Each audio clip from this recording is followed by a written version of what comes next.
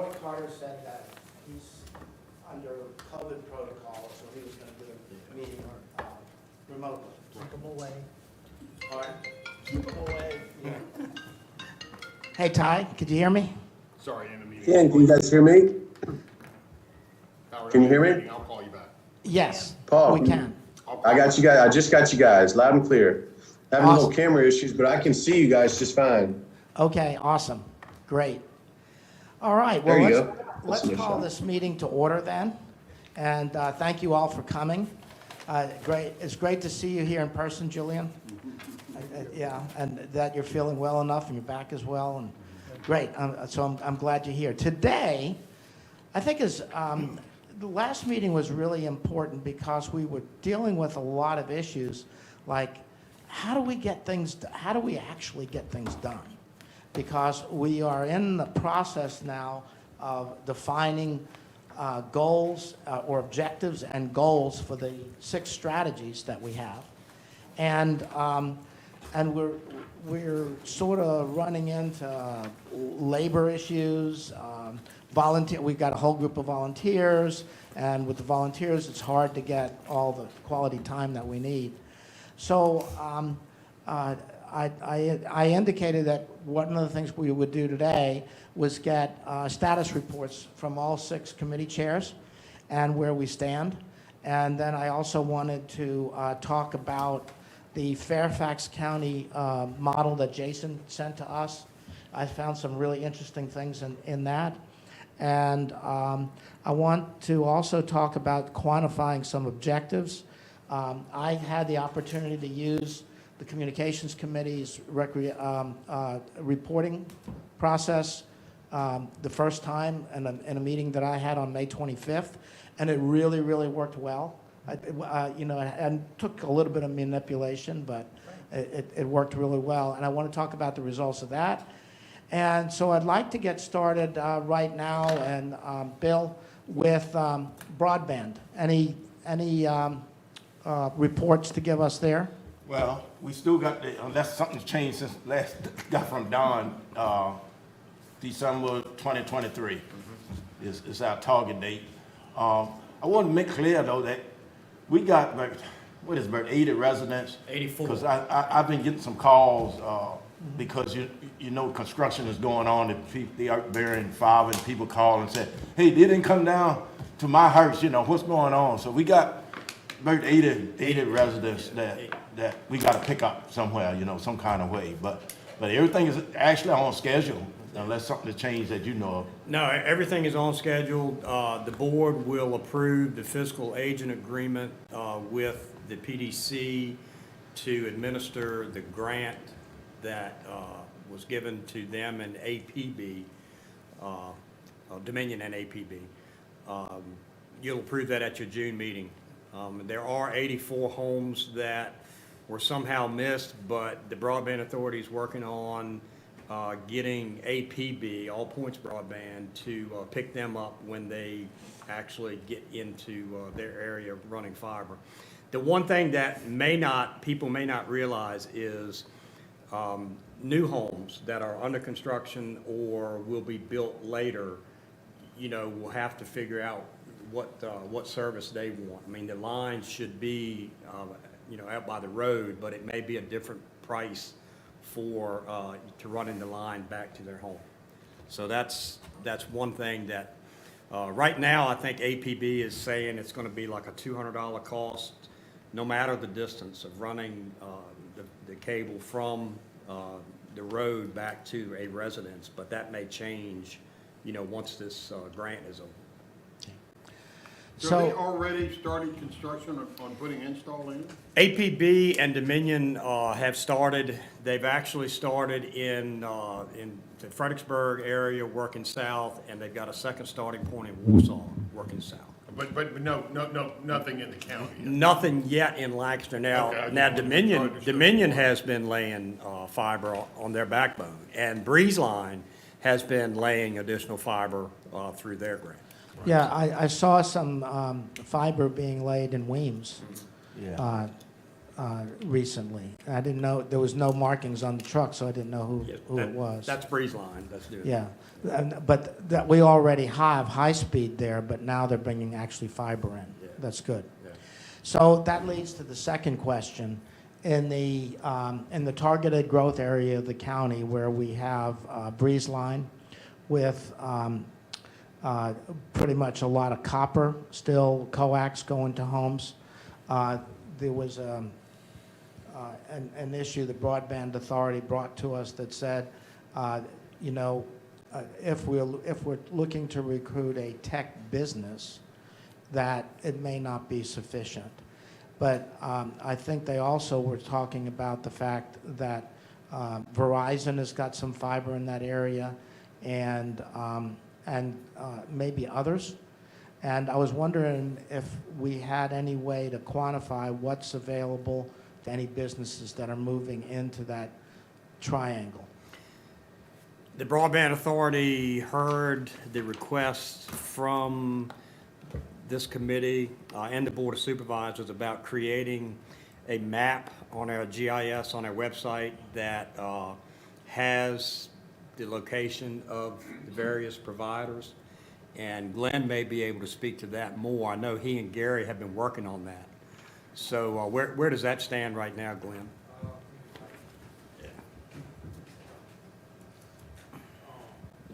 Right now, it's still very much in development.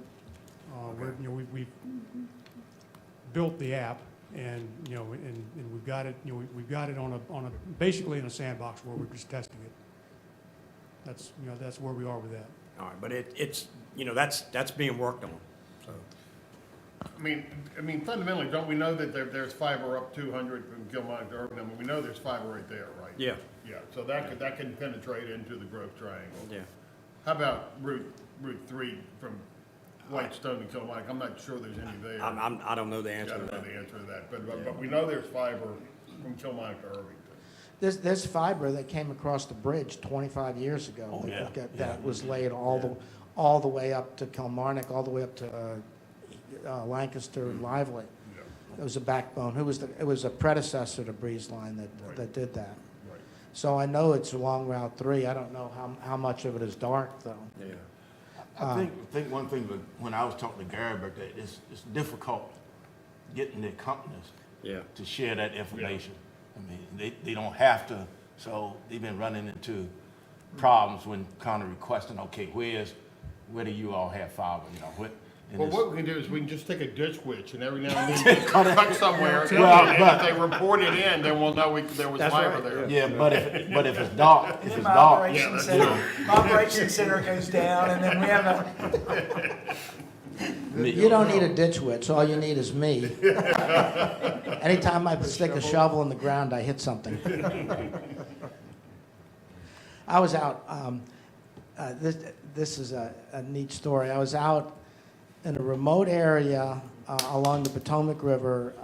There's this family of shut-ins there, and the son, who lives up in upstate Pennsylvania, said his dad's 90-some years old, and he's had some strokes, and he wanted to give him some visual stimulation. So he bought a Purple Martin box and shipped it to me. I had to put it together, and we went out there to install it. So this is a piece of land virtually surrounded by water. I'm in the backyard about, Come on over here. yeah, 30 or 40 feet from the river, and it will look straight down a chute. Look from their window, from the kitchen window, so that Dad would be able to see it, right? So we look around. There's virtually nothing there. It's all woods and the river behind, right? I dig down 1.5 feet, and I hit a 220 cable. Oh, no. You are good at this. Yeah, well, I was putting an addition onto a porch years ago, and I hit my cable 5 times, every hole. Every hole that I dug hit the cable. We had the cable company out there, and Karen comes in and says to the cable guy, says, "You better wait till he's finished. He'll have a glass of iced tea." And they watched me dig the holes, and when he was finished, he said, "I'm not going to repair this." He just ran a new line. But You ever heard of the company Miss Utility? yes, It's not a pageant. It's not a pageant.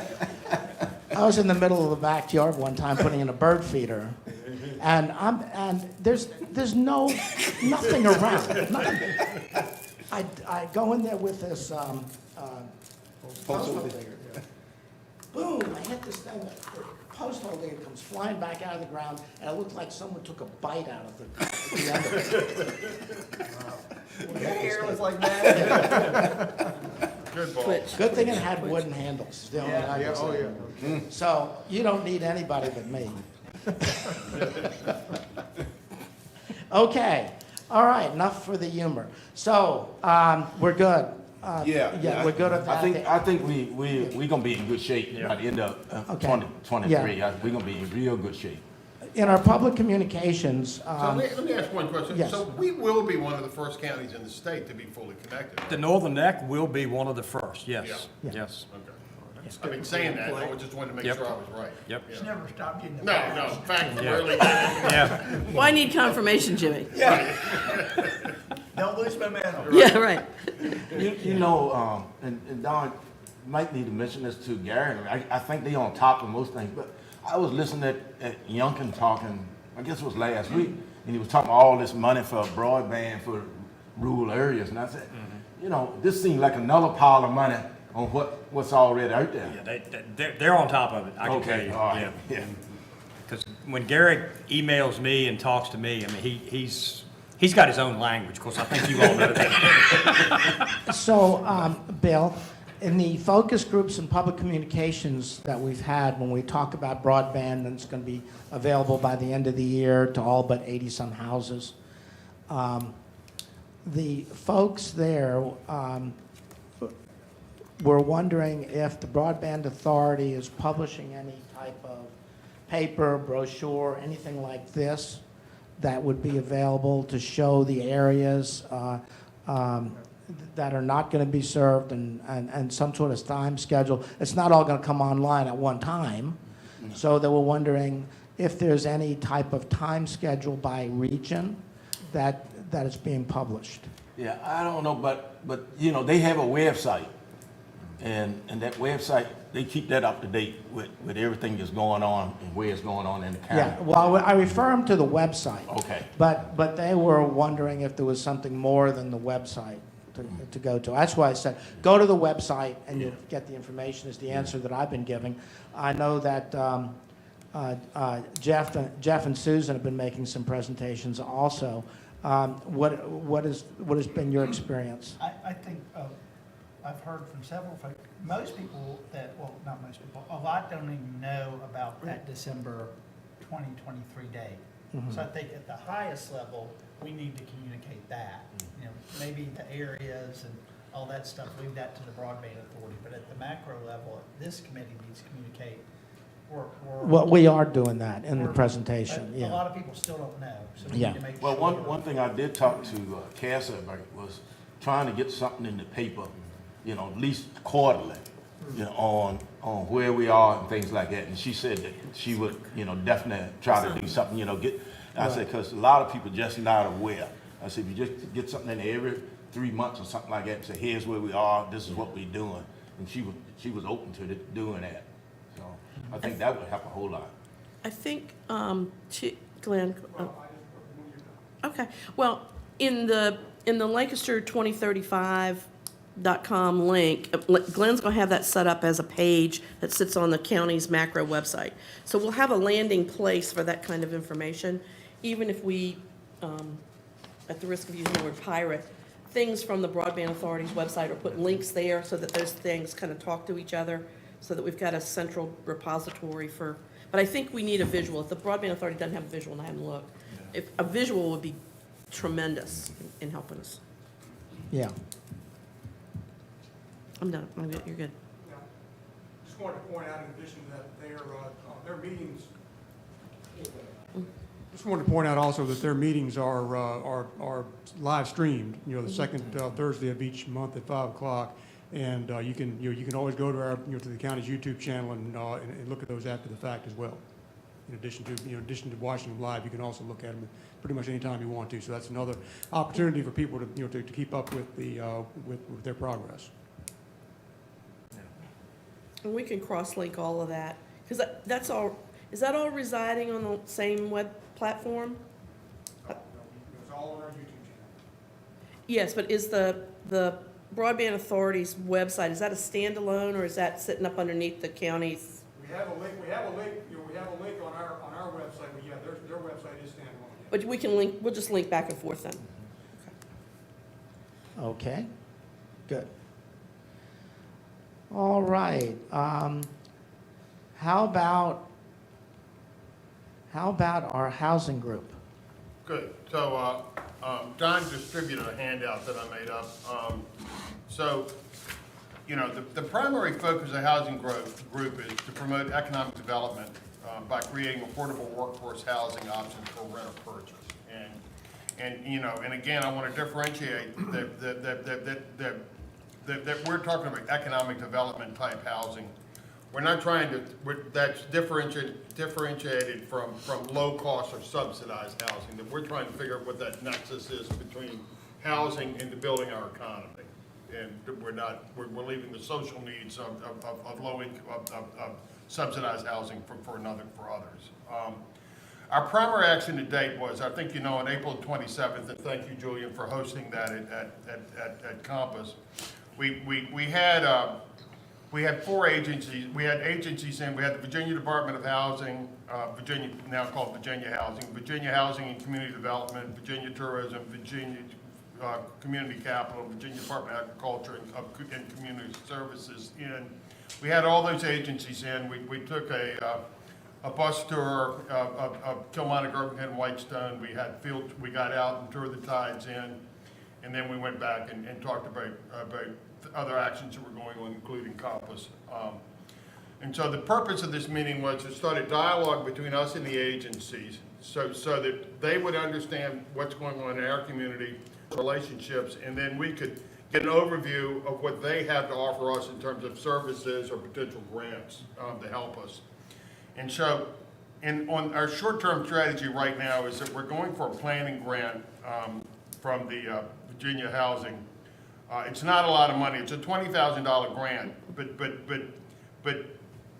it will help us focus on our message and get everything, get our messaging teed up. So that grant's due on July the 1st. So we're going to be working on that, and that will involve us. That will pay for a consultant to come in and help us with a market study to determine what policies the county might need to enact, and sort of inventory what's out there and what it is that we could potentially do. So that's going to be our first planning grant that we'll be going for. We think there are lots of other grants out there, but getting the first one done will make the second one so much easier. So that's our short-term goal, is to get this one prepared for grant submittal on July the 1st. So I think we've got a very talented committee. It's Ty Brent, Roy Carter, Jeff, Trish Mayhew, who's a real estate developer who's moved to the community, and Jason, and Bill's been attending too. So that's sort of our report. Our short-term goal is to get this first grant teed up on July the 1st. All right, so there's a couple of things going on that we need to discuss also, because the work that you're doing is long-term, more strategic, and which is very important when you're looking at a 2035 plan. But there is a critical and an urgent need for housing right now. Right. And entrepreneurs hopefully will come in when they see opportunity. And one of the things that I was wondering about is there a way that the housing committee could look at types of incentives that we can give to the Board of Supervisors for some type of public-private partnership to get things moving quicker? Right. And I know Isabel Horsley Realty has got a project of 16 houses that they're starting in the $200,000 to $275,000 price range in Whitestone. And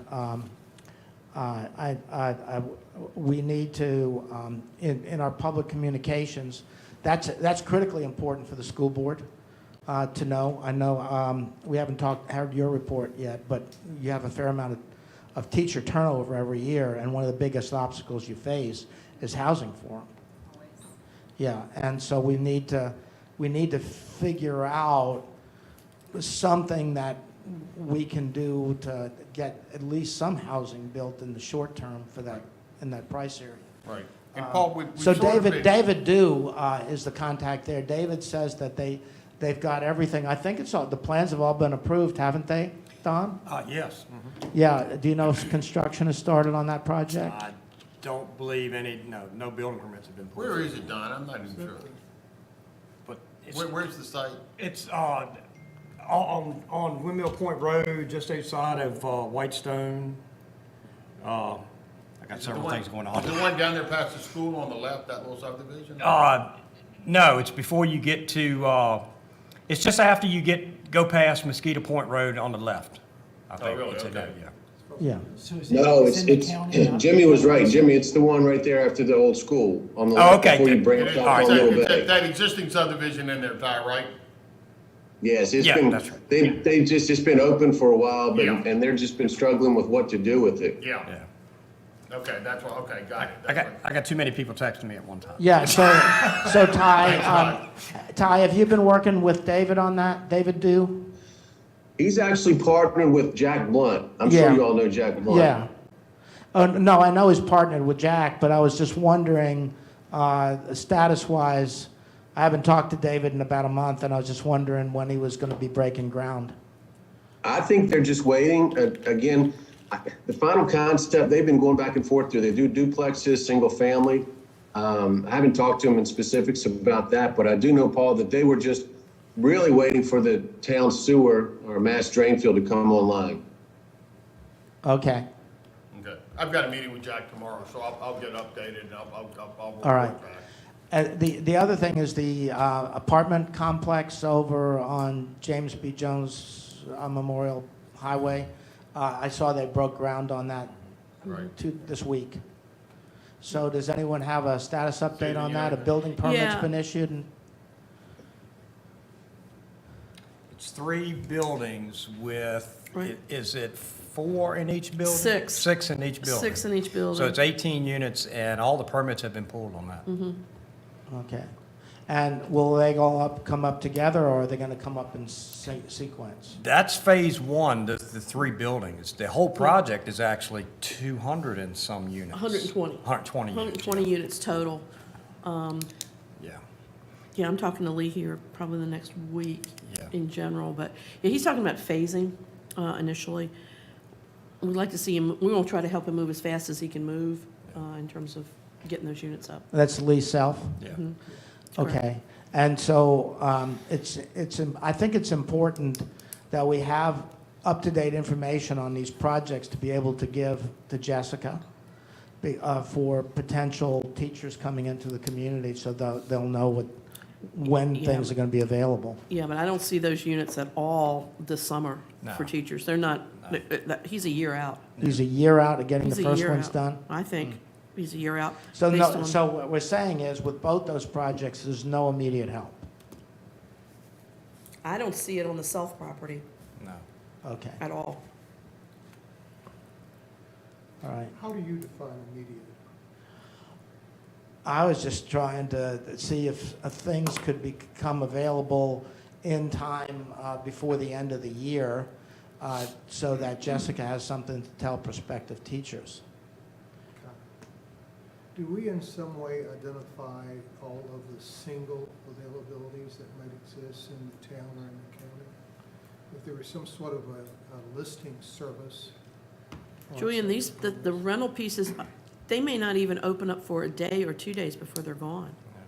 I mean, the market's that tight, from what I see. I'm just wondering whether or not a We get teacher some coming through the in school. knows where Mhm. to Yeah, go. we get some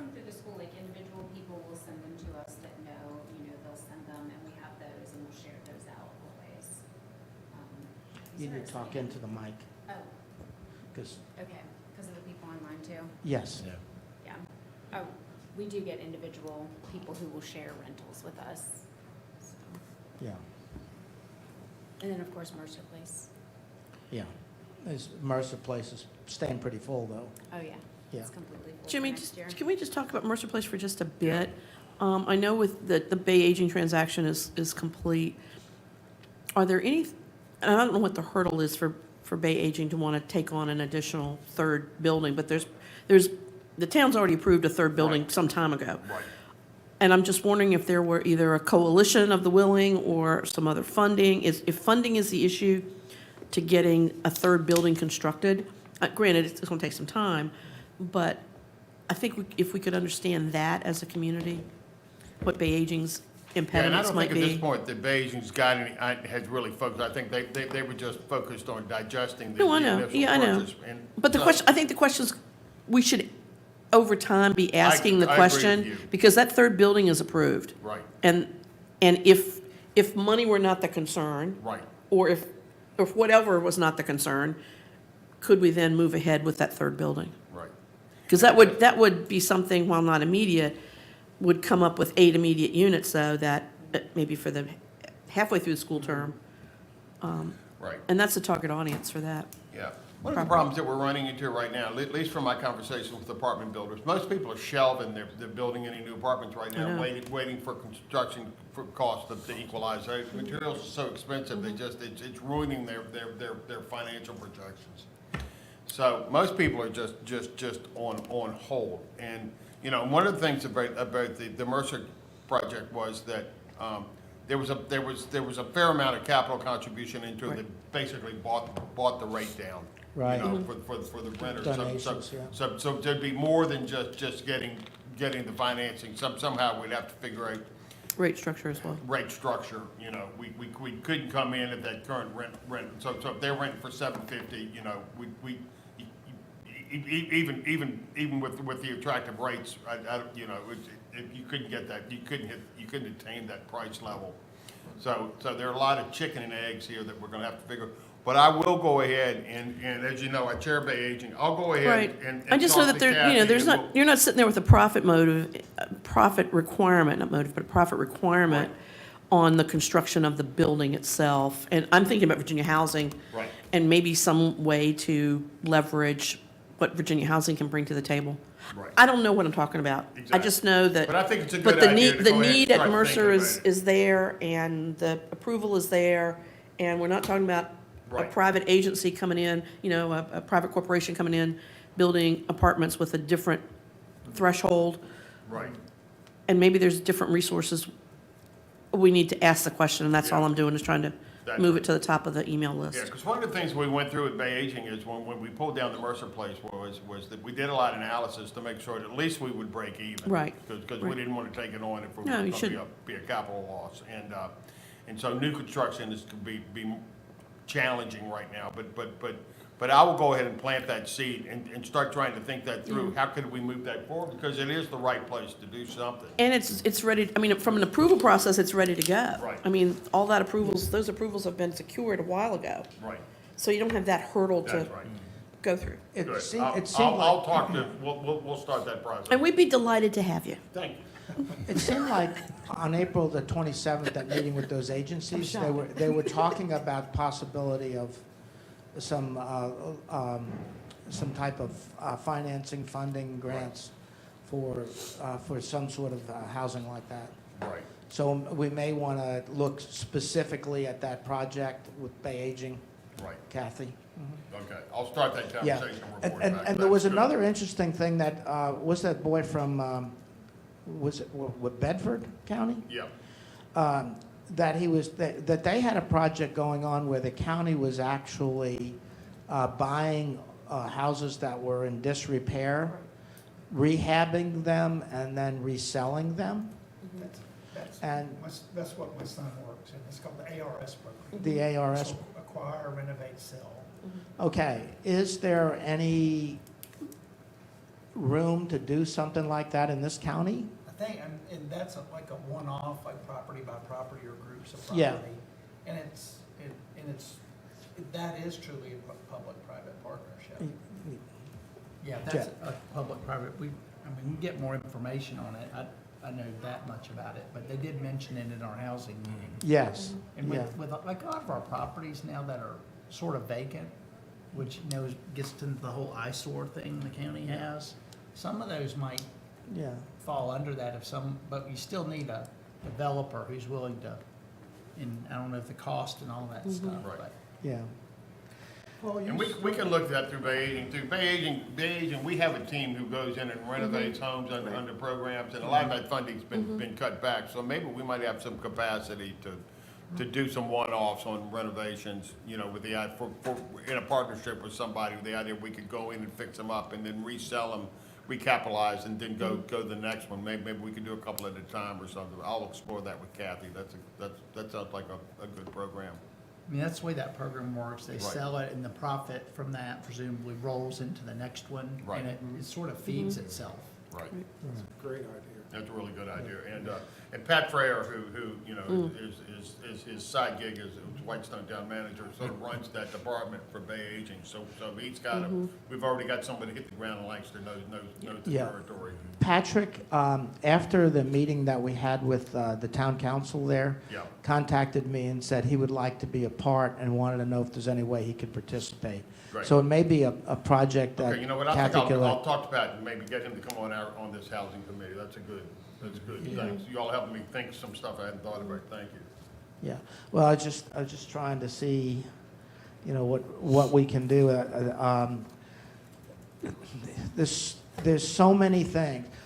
When we look at what we're trying to do, we can't do it by a linear approach.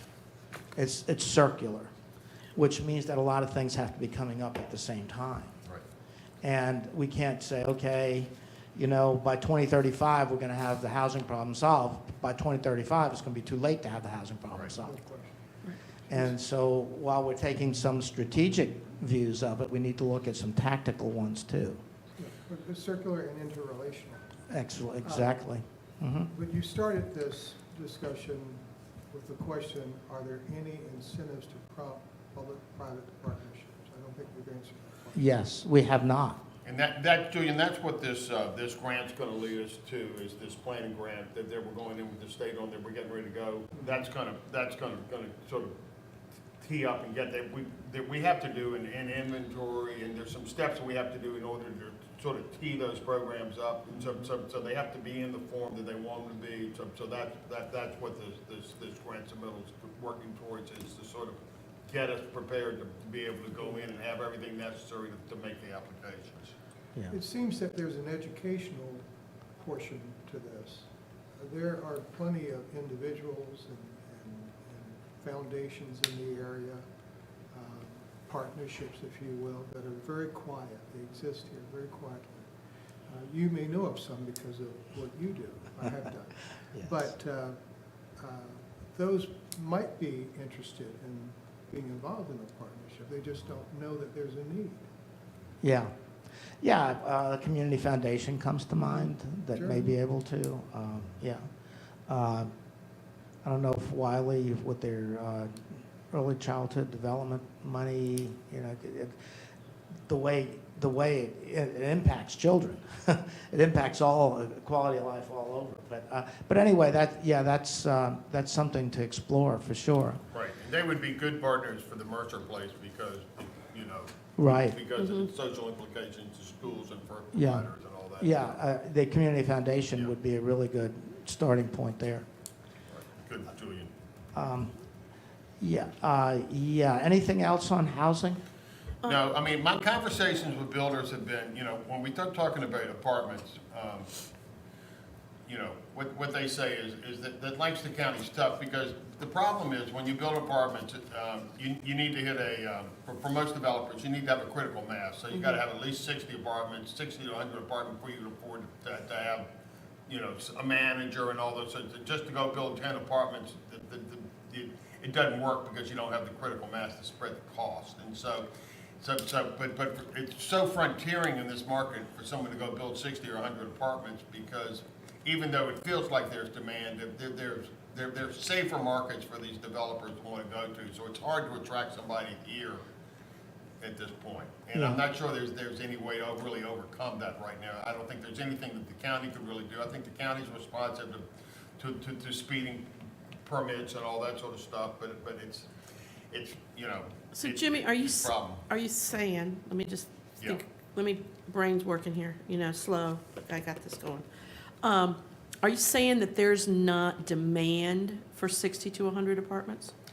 At the price level, you would have to, because of the increase cost of in materials, the yeah. cost of materials and. Okay, at the and price point, cost you'd have to of- charge. You'd have to charge, even though anecdotally, there's a lot of demand. Mm-hmm. We don't, it's hard to know that people would be able to afford the market rate that would be necessary to attract.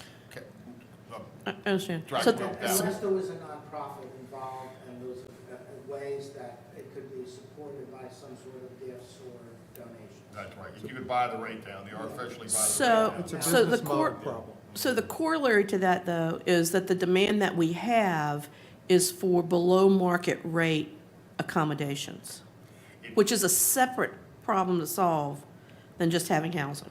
Right. I'm trying to drill down at, Lee Self, I'm trying, Yeah. Lee has got 60 units, in multiple phases, 120 in multiple phases. He's got 3 buildings right now. I know he intends to rent those to increase cash flow before he builds out the rest. Right. Have you heard the rent structure from him yet in terms of what I he's have planning to charge? probably 1,300 maybe. Yeah, yeah. Don't quote me, but I think he's kind of in that range Right. for a 2-bedroom. And there looks like they're gonna be townhouse, kind of 2-story Mm-hmm. scenarios. But, I'm trying to figure out what problem we need to really solve, because if to have him put out 120 units, okay, to get critical mass, but if he can't fill them, Right. then he's in a world of hurt. And we still have this totally unmet demand that's at a whole different price point that maybe we can never get to. Or we gotta do something, we gotta pull some other lever if we're gonna get service industry workers here, or be able to support our service industry workers, or our school teachers, or our police guys. We won't, I guess the aha I'm having is, we gotta figure out how to solve which of these problems. And right now, we don't have a solution path to get to the teacher cop, $1,000 a month rent Right. that our wages are supporting. So we may go through a lot of energy and still not solve the core Yeah. problem. It feels like the Mercer, the next to Mercer is the low-lying fruit if that's gonna happen, in that category. Or I think, the other thing with talking with Virginia Housing, and let me just add this, Paul, if you don't mind.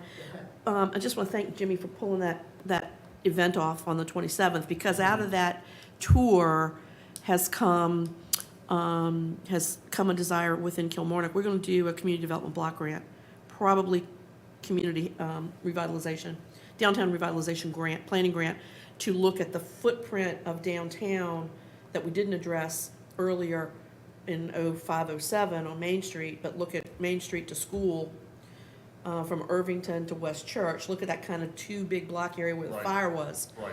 and look at the combination of how to revitalize that, which includes housing, a housing component. So we're gonna go after that right now, for a planning grant, to try to see how we can bring more housing to downtown. Right. And to try to figure out this coalition of, and out of some of these grants comes this coalition of rehabbing some existing space and turning it into housing with some additional kind of subsidies prop up, if you will. That's my best term I have. And we don't have a piece of property other than the Cockrell Supermarket building that is right in that footprint that would be housing, but we might build housing because we've got some open space there Right. that could be repurposed into multi-story housing, retail below, housing above. That's a great idea, Susan. Go ahead and look at that area, yeah. It's gonna be 2 blocks. It'll be from Irvington Road back over to West Church, because West Church is in a growth spurt right now. The folks that own Domino's are subdividing that space, and one of the I think Barclays Boutique is gonna go in there so they're making additional retail units in there. But we don't have housing. We've got some open space. Right. Blake Franklin owns, we've got some space that Tracy Hayden owns, and trying to get that coalition to think differently about housing. Good. But I'm trying to find a building we can rehab, because if we can rehab something large enough and put apartments in it, Yeah. then there is clearly money for that. I mean, that's like the poster child for the Virginia Department of Housing and Community Development block grants, is always this old industrial building that has now got 10 units in it, and it's been underwritten with all kinds of other state funding. So I don't have a building like that other than the supermarket, and I'm not sure that that is the right location. It's a better retail, but I think Susan has hit on something that we need to stay focused on, though. There's three different problems here. One of them, because we don't have housing, but then can the people that we trying to target actually afford what's being built? That's right. You know, and I don't think we want to lose sense of it. And then the other problem is we need it now. Yes. right. Yeah. And so, and I think all of them is not easy solvable, you know, it's nothing easy about either one of those situations. That's right. Yeah, that's what I was talking about, Yeah. Bill. We have some strategic things going on, but we need to also have some really Yeah. tactical things going on in the short run. And Bill hits a good thing that makes me remember, I recently approached the Tides Inn, you know, as I think we all know, they're gonna build 50 sort of workforce housing bedrooms, some more of a dormitory style and residential, 5 units of building over off of Weems Road. And so I approached them to say, would you be interested as an alternative? I was trying to think, well, could we use that momentum to sort of tee up, if we need critical mass for an apartment project, could we use those 50 units to sort of tee up a larger apartment project? So David Jones and I went and met with them, and we said, we built an apartment project, would you move your workers instead of, would you abandon your plans and sort of come in so we could create critical mass on building more apartments? And they got to what Bill was just saying. They basically said, well, it's gonna get too expensive for us, to put our people into standard apartments is gonna be a much higher price point than what we're envisioning in terms of sort of residential, dormitory style housing. And so there is that problem in terms of the affordability factor. But we did explore that avenue with the Tides Inn to see if we could use their needs to build critical mass as a starter for a bigger project. Let me ask on this, I don't know if you were even involved with, but Al Pollard's the activity down in Irvington where he's got the small units. Yeah. I mean, those are effectively tiny houses. Yeah. And I don't know if they were stick-built or if they were modular. I think they're stick-built. It's stick built. They're stick-built. Yeah. But they are fairly simplistic in their design and what they're trying to accomplish. And I don't know what the cost. That's all, for an Airbnb model, I think. It's an Airbnb model, but I'm coming back to tiny houses Yeah. because, first of all, that's a trend. And if you're a single and you are coming into an area and you need to rent because you don't know whether you're going to get a contract or Right. you don't know whether you're going to like it or you don't know whether you want to go back home or whatever. And I don't know what the business model for that was, but that seems, I think tiny houses as a quick entry into the marketplace, particularly if they were modular, if we could figure out a way to have housing kind of show up into a footprint and then be ready to go. Don, is there a minimum square footage residential in the county right now? No. You can come in with you can come in with the tiny house project? Yes. Okay. And I don't know how that solves, if that solves any problem, but it's fast, Yeah, it's faster. fast. The problem is that even the tiny houses are fairly expensive because you've got, versus apartments where you've got shared walls, one roof, it Right. is Right. hard to even with a tiny house, because you Yep. still gotta put in driveways, water, sewer, right. for all those individual units, and it is it's Some of that not- cost doesn't go Even though away. it's small, it's still not inexpensive. Right, it does, some of those costs don't go away, but Yeah, I think our immediate term problem is we're either, if we wait for the market to make this attractive, right. we're 3 years away, That's right. maybe more. And I think that's one of the things that we're gonna be looking at on the Good Luck Road site, is to think, is there ability under some private partnership, and I'm hoping this grant that we're getting will sort of focus on the Good Luck Road site to sort of say, what could a public-private partnership do in there that a private entrepreneur couldn't do? And so there may be some, that, I'm hoping that this grant will lead us towards that. Yeah. That, well, I was going to mention that too, because that's more your strategic solution. Right. Especially, I think Jason has a vision of a park there with a boat access point and multi-use houses and things. But one of the things that we have to really think about when you talk about, well, conditions are not right now because construction materials are so high. The three of us are about the same age, right? Within 12 months Well, of each Julian's other. much younger than I am. So much older. Within 12 months of each other. Right. So I think everybody knows, Julian and I share the same birthday. He's a year younger to the day, so he's always talking about how old I am. yeah. Long in the tooth. And I'm sort of in the same group. More than I'm- one year younger. I was thinking that, but I wasn't gonna say it. So here's the point. Here's the point. Around 1950, at the year you guys were born, the average price of a home was $8,700. Wow. Okay? Now, the average price of a home, I was reading an article last week, is $300,000. Do you know what the inflation rate has been between 1950 and today? Jeff, we know you know. I don't, 2%, 2%. oh, right? 2%, annualized. Yeah. When we go through a period of inflation like we've had now, the cost of a lot of what we buy is baked in to forever. You know, we may see some concessions if we go into a deeper recession, but we're not going to see wholesale prices coming down.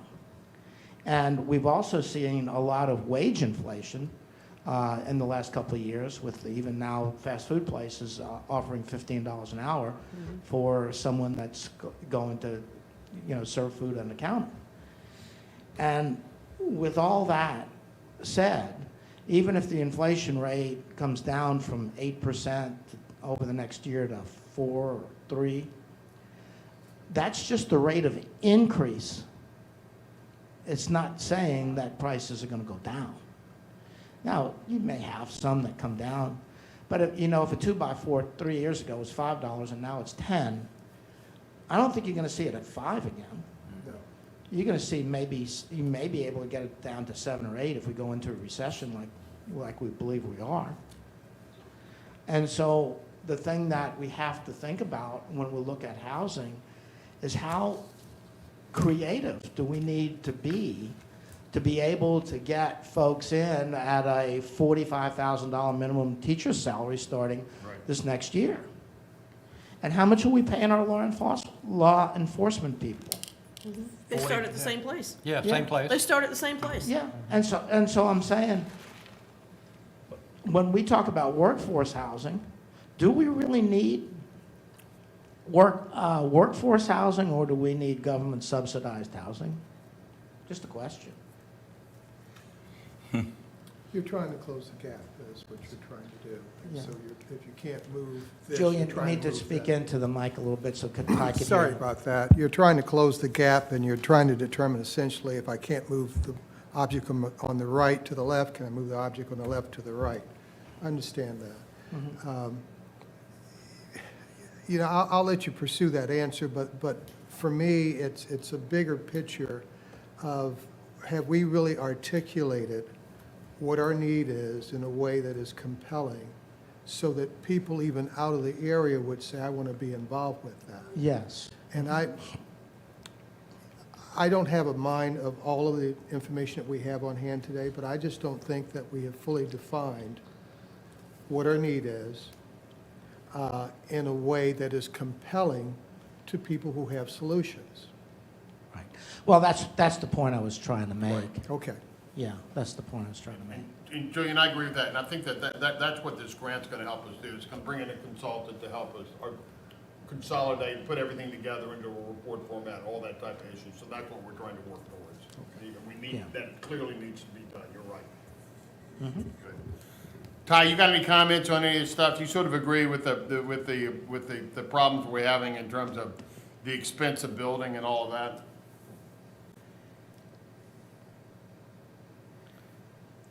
Is he still out there? You know, one thing that I kept coming back to is, you remember Jones Felvey started Springwood, which was originally intended to be workforce housing. Do you guys recall that? Yeah. Yes. And in his bylaws, and again, I guess it was intended that he would always basically have a first right of refusal. And the point that he was trying to get through, or his whole purpose, was to keep those homes, single-family homes, below quote-unquote market rates. Well, that has gotten out of the bag. As Susan, I'm sure you've seen some of those sold. You know, we're talking homes that originally built and purchased for, say, they were below market, but they were $100,000 to $150,000.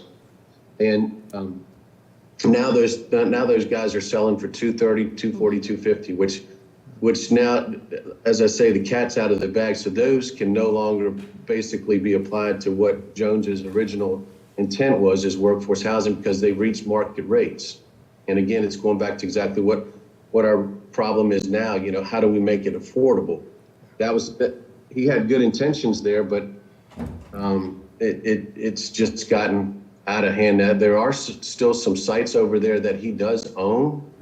And maybe he would be a good partner, private partner, to get along with if we wanted to pursue that moving forward on a single family stage. Maybe going back to what you were saying, Susan, the smaller homes. Yeah, I think that's a good point. That business model, just if everybody's not aware, I mean, Jones Felvey not only developed that property, he underwrote those initial mortgages. And he himself, through his need or lack thereof, was able to keep those prices and those mortgages at a below market rate. And so I think the inevitability, you're right, Ty, you know, once those start to flip over in the open market, they're going to move to market rate. But that's, to me, is the example of a private citizen and a business model where the intention was to keep those prices at a sub-market rate. And he was able to do that early on. Yes, it was. Through all of those initial sales, all those first-time sales. I think Jones personally handled every one of them. And they mostly were responders and teachers. Yes. Yep, they were. Or public employees, public employees of some sort. Yes. So Ty, do you know how many lots are available in there right now? You know, I have to do a little research, Paul, and I'll make a note to do that. But I would say off the cuff, I guarantee you there's probably 10 to 20 undeveloped lots at a minimum, all with water and sewer ready to go. It may be worth pursuing with him, Jimmy. Yeah, I'll call Jones Felby and talk to him. All right, good. All right, we spent a lot of time there, but it's been good. It's been good. I think because I think we're coming to a realization, like at one point in time, we thought States and Homes in your development was going to be part of an answer, but it doesn't look like that's going to be part of the solution at all with the price point that they're building. That's right. And but it could be that David Dew and with the project he's got in Whitestone could give us some relief. But if he's waiting on water and sewer, that may take a while. The apartments on James B. Jones Highway will give us some intermediate help. But we've got to start to research these things, to start trying to quantify objectives with some goals. Right. We have the education committee or group. Do you want to talk, Jessica, about what's happening there? A couple things to share out. One, we have the Early Childhood Center opening in the fall. It's beautiful. Still have to pull some things together and coordinate some things, but it will be classrooms and kids in there this fall, and we will do an open house for the community and for people to come in. We're still waiting for some of the wall graphics and, of course, some of the site work. So that, I'll get that date out to everyone when we have that. Sorry. Also, Thanks, Paul. our strategic plan process, we have been kind of kicking that down the road a little bit to review and update, but that timeline will be set this summer, and we'll be working on that throughout this next school year. So reviewing and updating that plan, it's definitely time to. We've met pretty much all the goals in there. It's time to kind of update and get some new things in there. And then construction, super exciting portion. So we got the Early Childhood Center. Today, they were supposed to start taking down that 6th grade wing in the building. It got bumped to tomorrow. But that renovation is underway in the middle school. If you walk in that building, you can see all the changes already. It's really exciting. And then, of course, we just got the go-ahead to move forward with a new middle and high school. So that this next year, we'll be working through that process of planning and then constructing, and then right now it's set for August of 2025, the new building. So lots of exciting pieces going on there. Next fall, we will be combining the middle school and the primary school to become the elementary school. So this will be the last year as middle school. Our 8th grade is moving up to the high school next year. Our 4th grade moved to the primary school last year, so there'll be 3 grades in that building this year. So still continuing to get plans in place to mesh the staff and everything else to combine. And then last time I was talking to Paul, we talked a little bit about a youth football program and getting some information on Yeah, we'll talk getting about one that. started. Okay, under- we'll come back to that. under Okay, recreation. with recreation. Yeah. Okay. So I could think you those want to are- talk about your graduating class, dual enrollments? How Yeah, many we kids had- graduated with dual enrollment credits? Yeah, we had 19 students graduate with an associate's degree this year. 9 out of how Um, many total? That's 21% of our, There you go. our Isn't entire that aw- class. So that's what we need to be talking about, Right. right? Yes. Yeah, the actual graduation was, for these, for their 2-year college degree was a week before their high school graduation. Isn't that awesome? That is. Yeah, Yeah. 21%, and we're kind of digging in a little further to see compared statewide. I really I don't think think you're there's on the going to top. be another. I think you are Yeah, too. I you're on don't the think top. there'll be another division, and right behind that We need to really get 21% that of in. kids is another 20% of kids who also took college courses, and some of them are 2 credits shy of an associate's degree.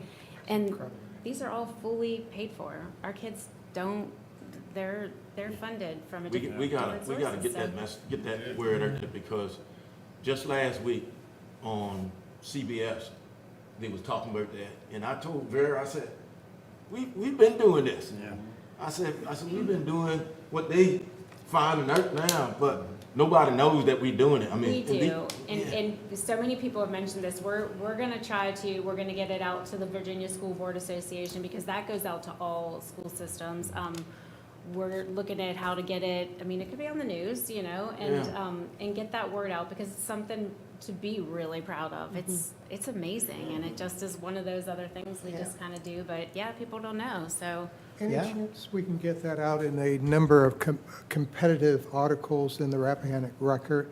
I'm very concerned by this fellow who tends to write in Oh, yeah. and try to portray the system as something that it's not. Yes, yeah. Yep. There's Yeah. a couple Well, guys, yeah. Yeah. But no, So- that's exciting news, right? It's super And exciting. It is. when, we have heard from realtors in our focus groups that a lot of folks get turned off with our community simply because they see a Zillow rating on the high school of a 2 on a 10 scale. But when I've talked to the focus groups, and we've talked about dual enrollment and the governor's school and what's going on with early childhood education and the partnership with the YMCA there, they start to get excited because it's things that they are not realizing. And one of the issues is the school the school system is doing a good job in communicating. This stuff is going out to all the households. But I don't know, people are not reading it. And I come back to my old sales courses, that in order for people to really get something, you have to give it to them about 6 times, maybe in 6 different ways. And so we've got some good things happening in our school system that we really need to be talking about and talking up. Just, you sure? Who's doing these pieces? You've got somebody internally that's doing No, those this is pieces? through Troy Kidd, Through who? Troy Kidd Marketing. We put it all together and then they. And they do the printing. Are they acting as a PR firm for you? No. Well, my takeaway from what we need from the communications team is we need to be able to fund a PR person who is dedicated to you or someone on your staff who can write these articles, who can push them out to the whole Richmond, the whole conglomerate of people who need to hear these little pieces, in addition to what we're doing in our own market. But we need to have a dedicated resource for you that is tied into someone with, because your staff probably has not got extra 10 hours a month to be working on this. Yeah. But somebody who is a professional, who says whose job it is, and who knows how to get the word out into other markets, and can help with this lift, because the story that's coming from the Early Childhood Center needs to be blown out of the park. It needs video, it needs someone on camera, it needs someone talking about the coolness, doing the open house, filming, running that back afterwards with some clips on social, all that good stuff. And I know me even telling you feels like I'm hitting you with a wave. But if we can fund either somewhere on a spot basis, a fixed rate PR campaign that runs through 6 months or so, I think that's a huge service, because it's a lift with where you guys are now. I know that from a resourcing point of view. Yeah, well, and we always, we are trying all these pieces, but we always fall short. It's like no one I ever know. knows them, no matter how many times. And Paul said the number 6 to me, and I relate that to, teaching a word to a child. They have to see it 35 times, but Right. it's just, it is, any suggestions or ideas of how to get I think it of the out? Susan McFadden example, and I know she's kind of in retirement now, but, the kind of things that she would do for the bank, just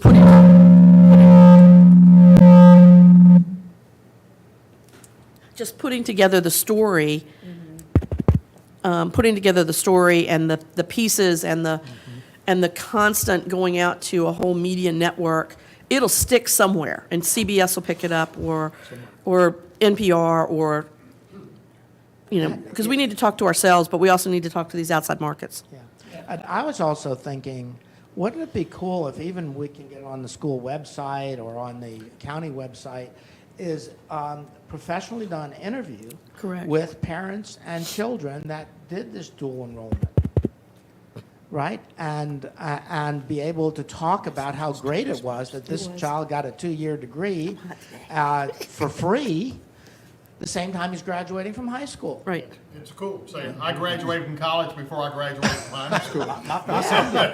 My son did it. Yeah, Yeah. and then we have other kids who are going to the technical center and earning a certification up there and getting all these dual enrollment courses. I mean, But we need a firm. we She have needs a so firm many to put that opportunities for our together. kids. Yeah, we do. Amazing. And Yeah. there's They- so many they good educate things that you. are happening, and all people They need a dwell on switch person. is the bad.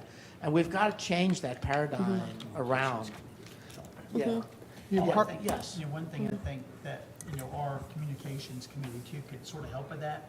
There's a big difference between my school system saying how good they are versus somebody else saying how good Lancaster school system is. Yeah. So we could sort of be the third, objective party and help, but I totally agree with Susan. I think we need some professional help with that. Yeah. But, Yeah. it's like Chesapeake Bank, we can't say how great we are, Right. But it's nice when you have other people say, oh, they're great. Yeah. It gets the message so much broader, so we can, Right. we can be that for the school system. I wonder, Susan threw out something about this. I wonder if you and Jessica get together and come up with a figure of what it would cost. And we'll see what we can do.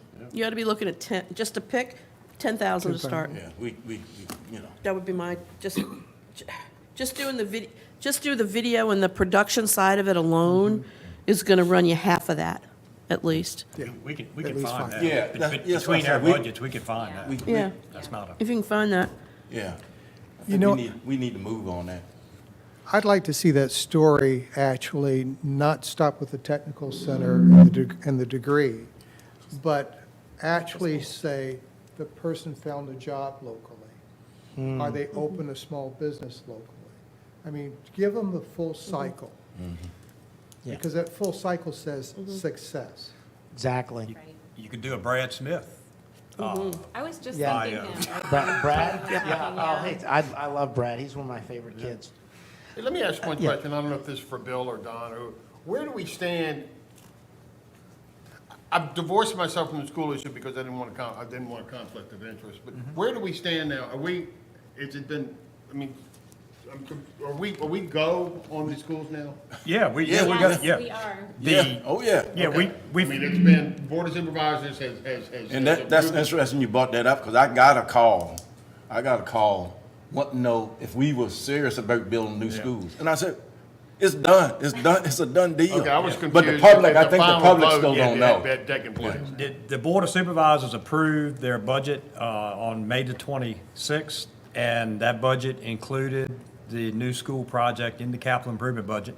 And Davenport and Company will be here June 30th to give the board various options on how we're going to pay for it. Right. So the only thing we're waiting on the school project is closing on the Conkle properties.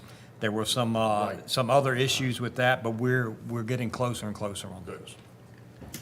Yeah, and you'll Gotten the see. check, Don. I have not gotten the check. Come on. Good. We got to move along, guys. But we saw this is this we did over a year ago, right? Education, dynamic and tactical, and that's what we're talking about. And we just got to get the messaging out because it's changing and it's happening. Well, I think when they start seeing things breaking, the buildings being, knocked It's down. visible. It's- Yeah, when it's visible, I think it's going to get out there. Right. And that's going to supposedly start tomorrow, right? It was supposed to start today. I called Jackie from the paper. I had her come. Said, oh, I gotta wait, so. Okay. I'm gonna divert to this business jobs Yeah, just strategy. messaging. We are actually having a meeting on Friday. I was trying to have it before this meeting, but it just didn't work. And, but I'm excited about this. From the focus groups and the public communications, I have added to this committee, now, Julian, you'll appreciate this, Brian Bird, Chris Cornwell, Lisa McLaughlin, Angela Cunningham. Some are new people in the community, some that are young men that are now businessmen in this community. And they're saying, we're excited about the possibility of, change and how we can be a factor in implementing it. That is great. And so that committee meeting is going to be Friday right here. I know, Jeff, you're on the committee. You're going to be coming. Yeah, and we did it to accommodate Don's schedule, so he'll be here. One of the things that we really need to nail down is this business, this assistant county administrator position that's going to specialize in economic development. How we doing? Job description is complete. It's going to be on the VACO website on Friday. It'll be in the paper the next 2 weeks. I'm going to leave it out there for a month, and hopefully we'll do interviews the end of July and middle to end of July, and we'll have somebody in place maybe August 1st. I've had three other, actually now 4 positions to fill within the last 2 months, so it's been a little trying. Yeah, I know you've been. I was out on the county website the other day We pray to for look you, at Mike. the job postings. I thought I may be interested, but So that's where that stands. So, and I appreciate you and Susan helping me with creating that job description, because it's a little unique.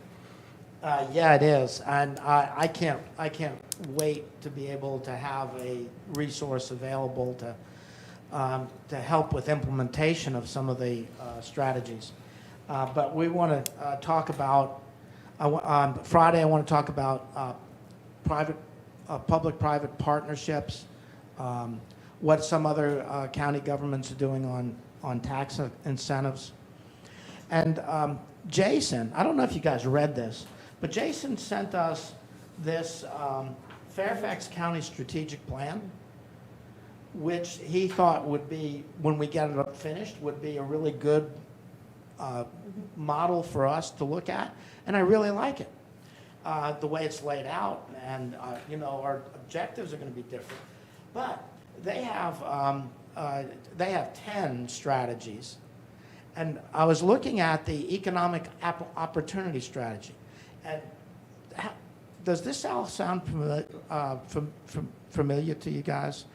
Provide residents with a comprehensive menu of available services and resources to promote individual and family economic opportunity.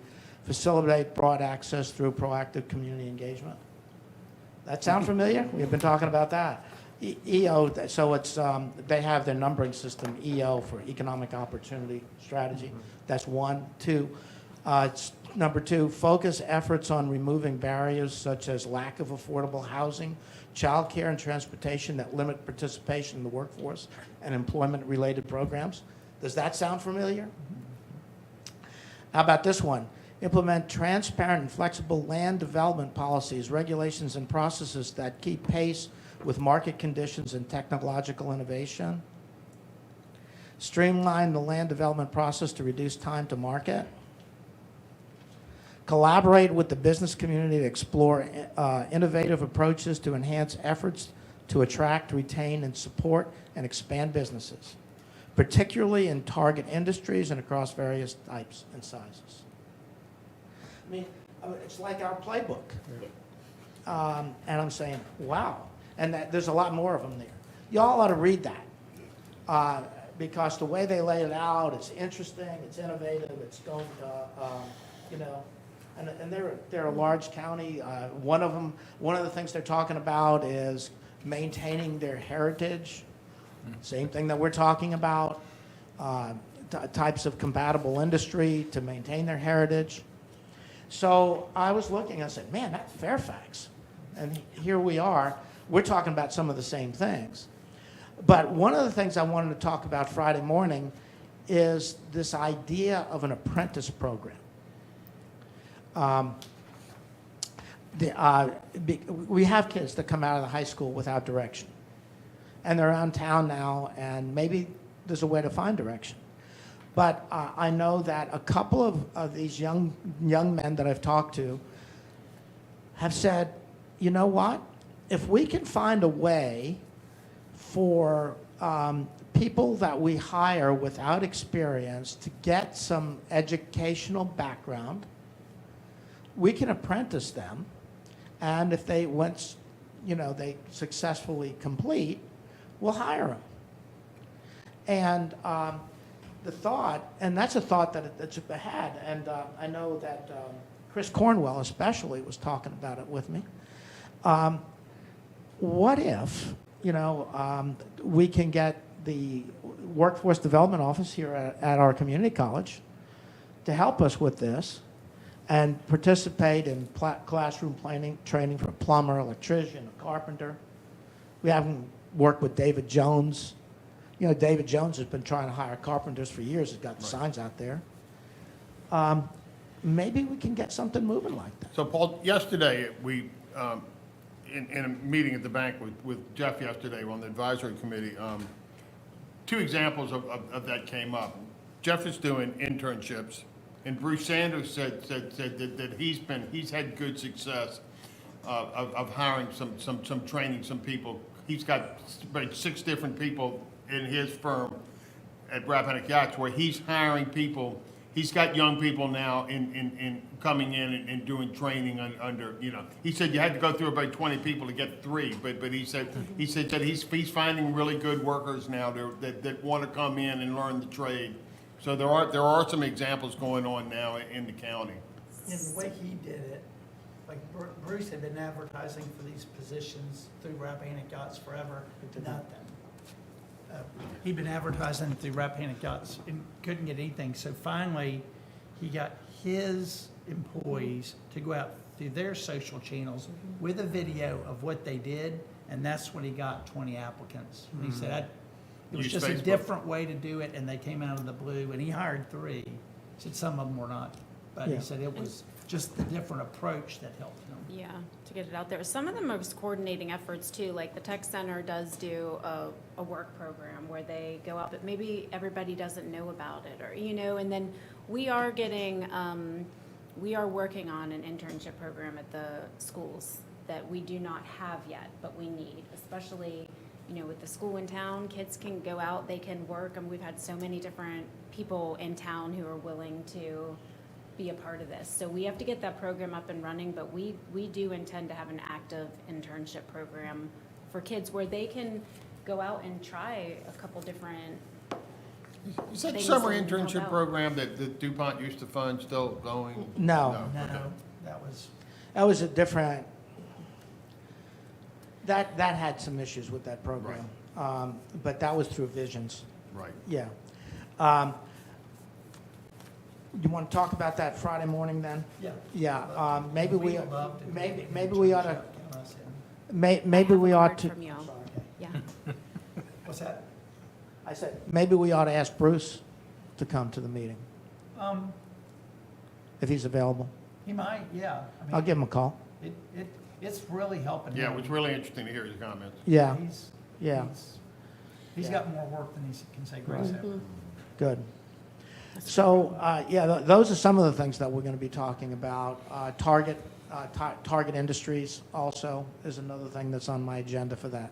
One thing I think Bruce, when he talked about internship, and he used this word, y'all might not catch it, he said skill positions. Right, that's right. And it's different from just, yard work or something like that. He was bringing these interns in to fill skill positions. Skill positions. And it's a difference. Yeah, he's victim. giving them a pathway forward. That's right. Yeah. Right. But I think to Jeff's comment about internal people recruiting, I mean, we just went out and hired right off the entry level, but our own employee brought that person to us, which meant that they were nicely vetted for coming to work on time and sticking to it, and being somebody who's going to be a good reflection on the employee who brought them forward. So I think that's kind of all about us. Our own need to recruit our own, so to speak. And I think we'll be really successful in that regard. And no employee is gonna recruit a slacker to work with them. Nope. They want somebody who's gonna pull their weight. That's right. It's like, it works. As long as it's not too close of a family member, that's, Oh, no, that's even better. yeah. When you say, if you don't turn out, we're gonna call your mama's sister. My employee already got that on day one. I was like, okay. Got it. Hey, Susan, do you know who took over as workforce development from Jason I Perry don't. over at the college? We really need Don't. to contact Yep. whoever that is and get that moving. Okay, so that's all I'm going to say about this right now. I'll have a lot more for the next meeting. On recreation, Jason's chair of that, but I asked him if I could convene this meeting, which I did on May the 25th, excuse me. And it was to look at, from our focus group, we had several gaps in our funding, gaps in our offerings to the community. Because when we talk about, all right, we're trying to attract 20 to 55-year-olds, right? That's what we're trying to do. But each age group, from little kids all the way up, has different needs and wants. And some of the focus groups that we talked to came up with said, well, we don't have a skateboard park in this community. We don't have a BMX trail. There's no youth football program. And our high school team is suffering as a result of not having a youth football program. there's no dynamic or really good youth soccer program. And some people said, you know, when I moved from Richmond, I was playing an adult softball league. There's no adult softball league here anymore. There's no adult basketball.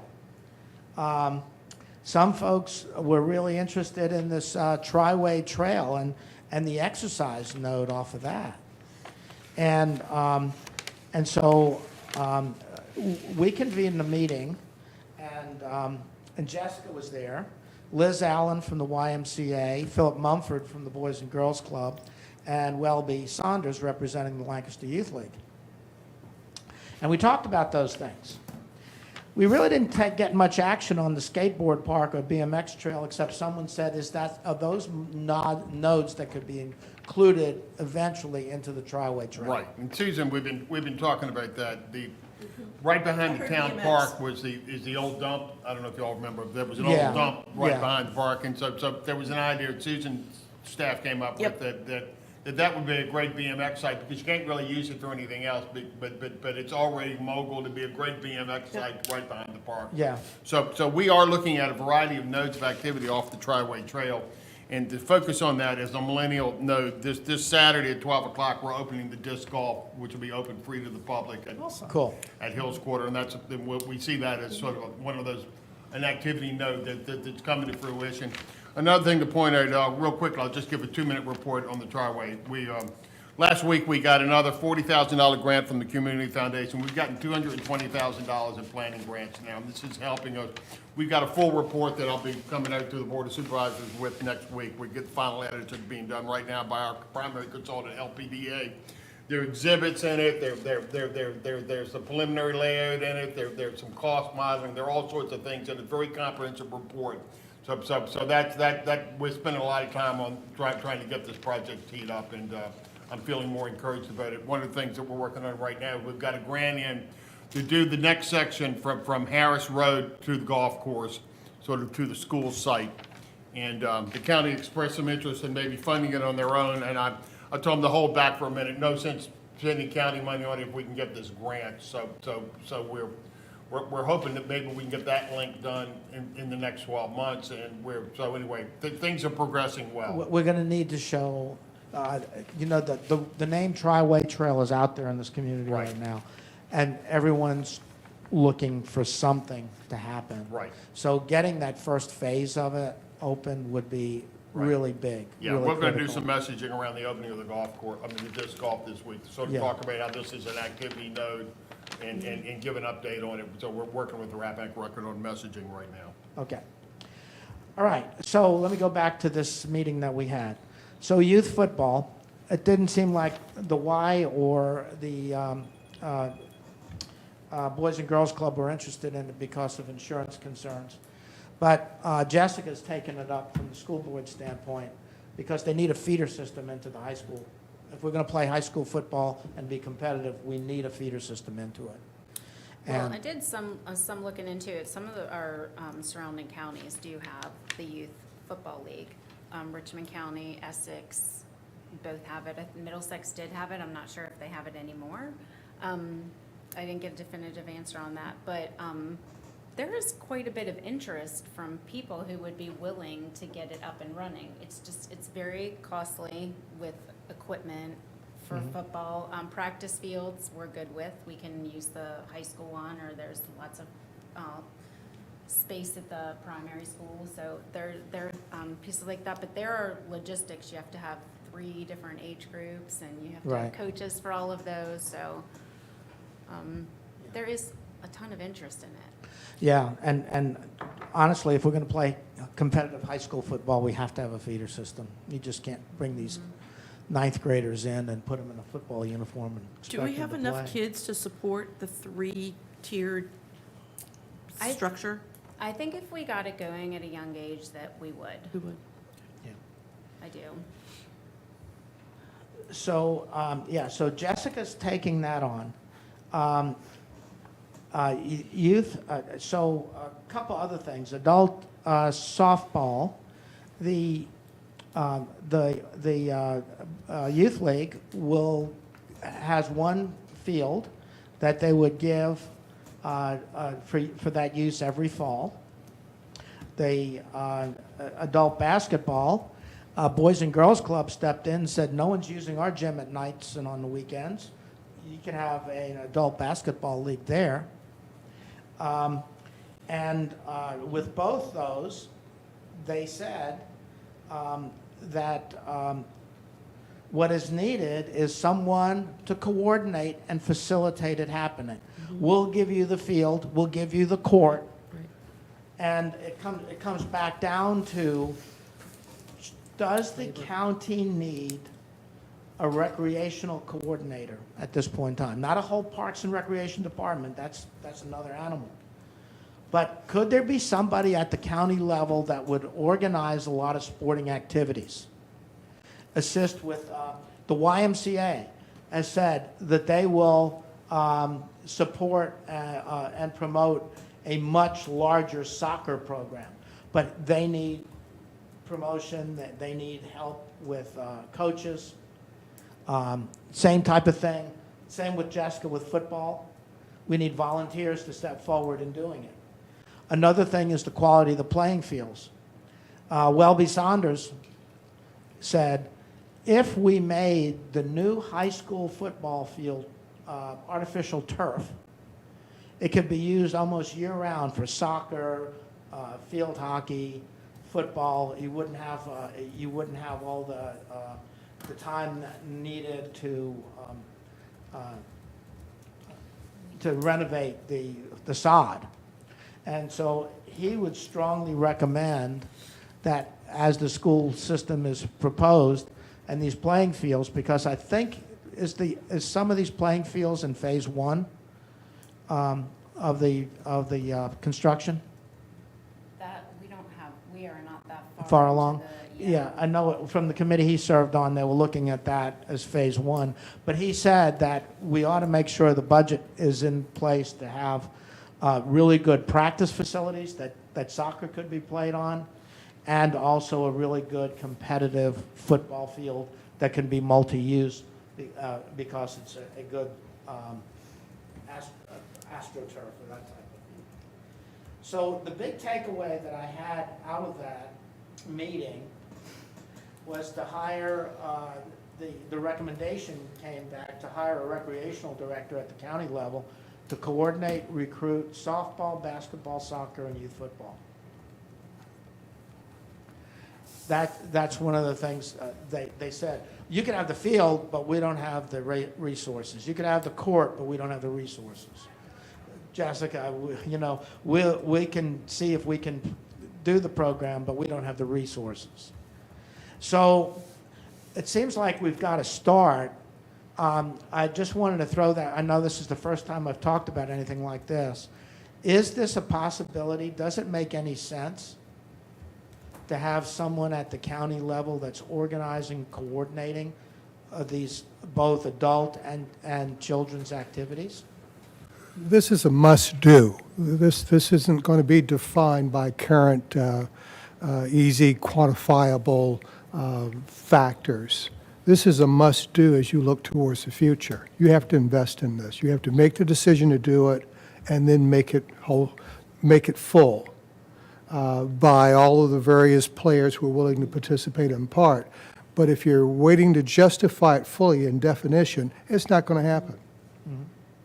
The people who come here, who are going to be going in those apartments, those townhouses, single-family homes, they're going to want this. Yes. So this is part of the investment that the county's got to make in order to move the whole structure forward. Okay. Thank Each you. of the entities that you mentioned, the wide, they are definitely right. I participated in a lot of, the adult sports and things like that. My son was the director for youth football. He did it for a number of years. And the problem is with recruiting. It's recruiting, getting volunteers, getting coaches and things. Kids was no problem. I mean, they had tons of kids when they did the youth football. And like I said, they did it for 3 or 4 years, whatever. But maybe that's the answer, Don, is have one person one person that is the sports coordinator and have that person at a county level instead of each, because the Wire was the one that got my son to do it. Yeah. But that's, he did it for the 3 months or whatever they played or whatever the time, and then they had to go find somebody else for who's going to do the basketball. And we did, adult basketball for a number of years, and then, nobody really wants to stay in that and do it because it's free. I mean, you're not getting paid for it. So maybe that's the key to keeping it going, is to have somebody at the staff level. We're not doing the Parks and Rec, but we got somebody that's coordinating the activities for the citizens. So That's what we were saying, you need someone who's either really passionate, who wants that to be their baby, so they make it happen. Yeah. Otherwise, people kind of start falling off. That's So right, exactly. Someone has to ensure that it's happening and the consistency stays there. because We run into volunteers, that. Volunteers are volunteers. Yeah. Right. Volunteers wake up in the morning and say, I'm tired. Right. Yeah. What you gonna do? Right. That's right. So maybe that is the answer. Yeah, so at the supervisor level, it's something that you guys would look at. Yeah, I definitely think so, because these things you're talking about, they existed one time in the I county. know they did. I played Right. softball when I first came up Yeah, to the county 28 years They ago. existed. My wife broke her leg twice playing softball. Then we learned, hey, we That's too why old to we play stopped the softball. programming, Bill. That's why it stopped. Well, But, the you know, the chances of getting 10 different volunteers who are gonna all keep it going. Yeah. No. Yeah. Is not Yeah. likely. Yeah, No. yeah, so this group, and Jessica was there, so she can speak also about it. They were saying, we will do what we can, but we need a resource. And we're coming back, it's becoming a common theme, isn't it? Don, it's becoming a theme. We need a resource. But I'm excited, because some of these things we used to do Yeah, in this yeah. county, and now they just sort of faded away. And now we're getting new people in here, we're talking to people, and this is saying, we need these things. Nice problem to have.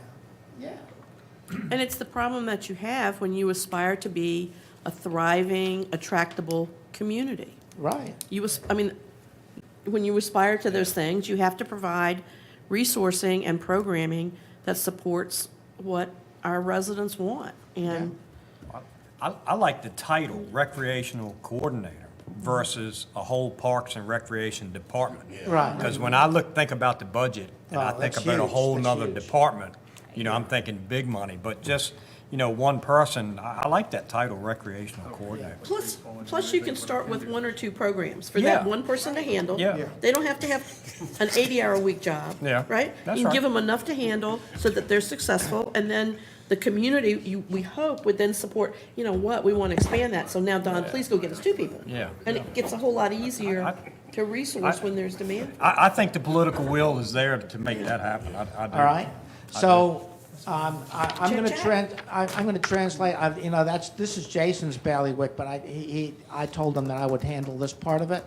I'm gonna go ahead and send a memorandum, to him, an email, to see if we can translate this into an objective with a goal for this year. Yeah. To see some action happening. Okay? Excellent.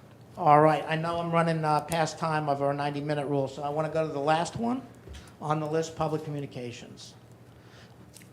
I don't have anything new to report from the last time we got together, but what I made notes today on, I think for us as a committee, what's really going to be next is, and I love what Julian said earlier, fully define the need that's fully compelling so that people can help us. But I think the big piece is for us to kind of tie together a framework of all of the pieces parts so that we can start to feed what we're going to put on the website. We're going to feed communication documents, all of that. I've been reluctant to get communication team too far ahead of where the product is. I don't want to overcommit and make an expectation that puts us all at risk that we can't effectively communicate it. But I think what's next for us is the timeline of all these bigger pieces that are coming together. Yeah, and Jeff, go ahead. Yeah, I This- think part of our communication too, like we said before, is some of our communication is not getting ahead of it, it's just throttling that back, and I think of the Tri-Way Trail. Right. We need to actively communicate a reasonable timeline on that, because there are people going, oh, can I walk on it now? It's like, Yeah. not exactly. Well, they can walk, they can walk at Hill's Quarter. Right. That's, and Yeah. it as a demonstration, and we're gonna start trying to put some signage up, and start teeing that up as a demonstration project of what's to come. Yeah. Yeah. I think a schedule for that committee, Paul, for us is sort of like, I think we can help out the school system with, Right. with being a surrogate communicator for them. We can, help with the recreation committee on the, Yeah, on that, just to Yeah. sort of yeah, give progress. yeah. Because the next big thing for us in terms of tying in, I mean, we have the letter that's ready to go to all of the, When is it, do you have, that's what I was gonna ask, do we have a schedule of this going out? that's a question for Don. in Yeah, the terms of board has when- approved sending that out, and I was going to ask that question. Is that in final form now? Because I think the last email you sent out was asking for final comments. Yes, that is the last of it. So you Okay. have the final version. Okay. But the one thing that we need to do, just time-wise, is to load the web page to give, I need to give Glenn whatever documentation we want to put there. So when somebody goes Right. to that landing page, there's the, who is this? What is this about? It's going to be in the same format as all of the data management piece that we have today. So it's going to look like some text with links, I'm thinking, Glenn, in terms of, I mean, it's not going to be bells and whistles fancy, but it's going to Right. be, here's what's going on, here's a link to this information, to that information. All right, so Cetera. we want that link site active before that letter goes out? Correct, Okay. correct. All right. Yes, correct. And so, So- our brand now is Lancaster 2035. Yeah. That's our that. brand. And that's Mm-hmm. what, anytime I'm talking, I talk about Lancaster 2035. That's the, The only thing we have on there that I don't know that we've talked about is I think we've got a Facebook or Instagram logo on the bottom. To the Yeah. extent that the county wants to have a social media presence for this initiative, we would probably need to get that established.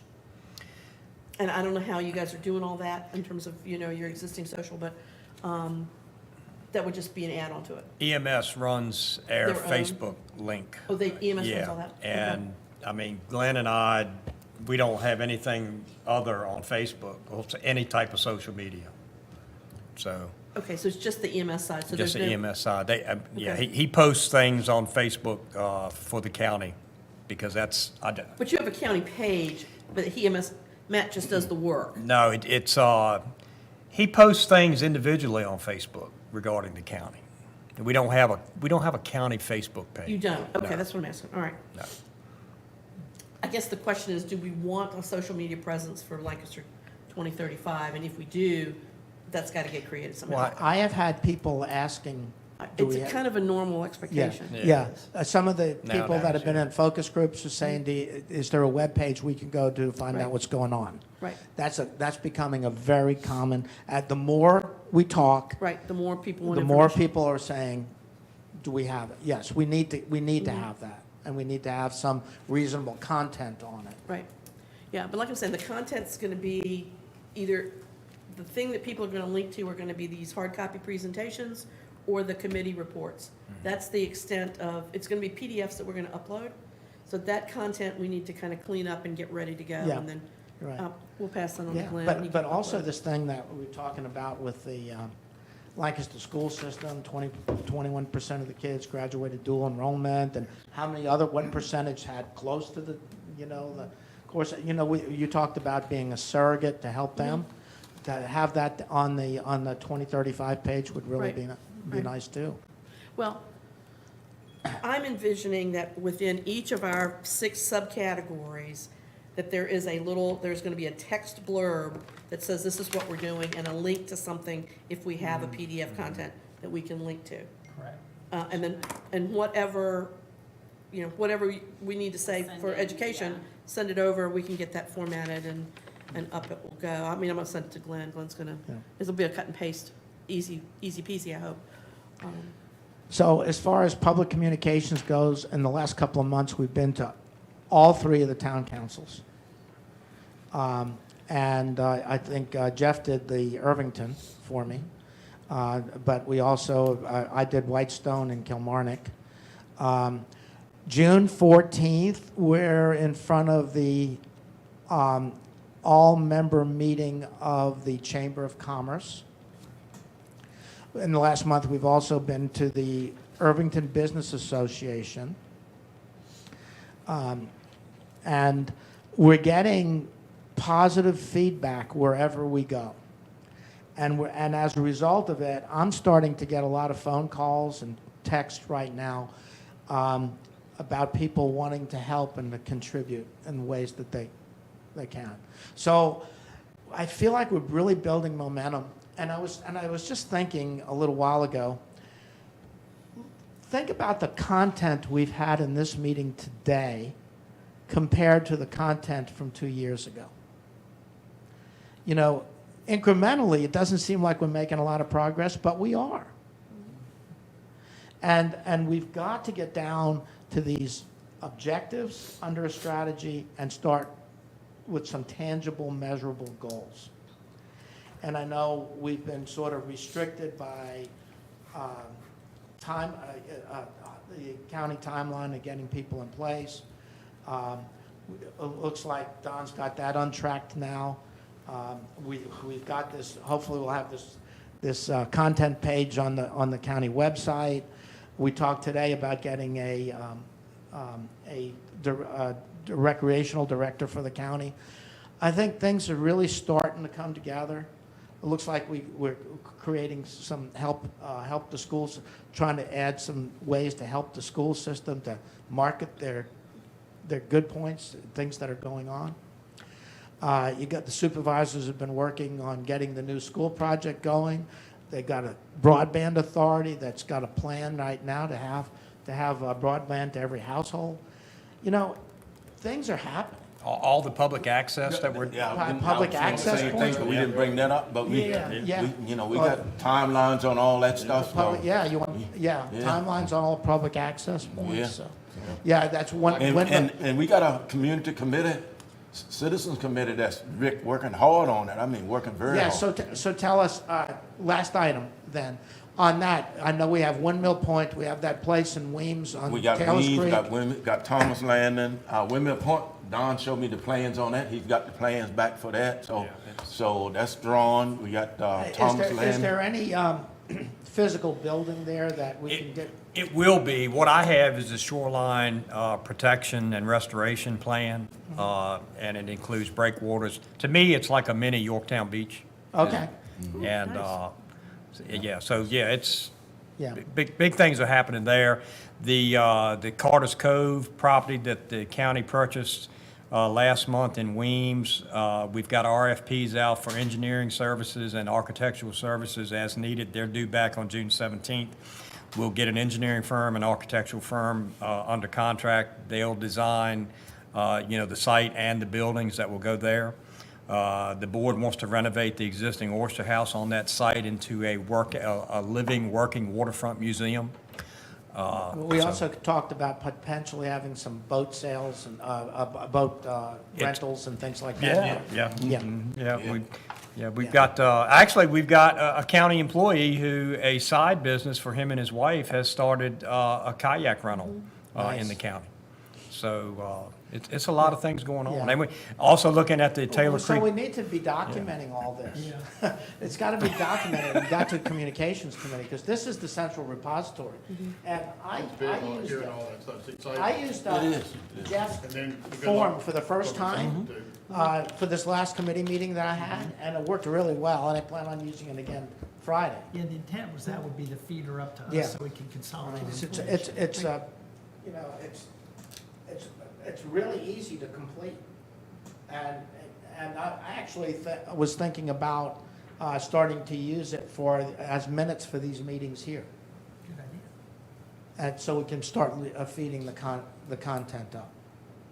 But work with the forum. When you have a committee meeting, use this, because this is a common template. It is a template, and it works real well. Okay. Just to say this, in all the years that I've been in this county now, I've never seen a more progressive board of supervisors. I mean, when you start talking about schools, broadband, water access, you just go down the list.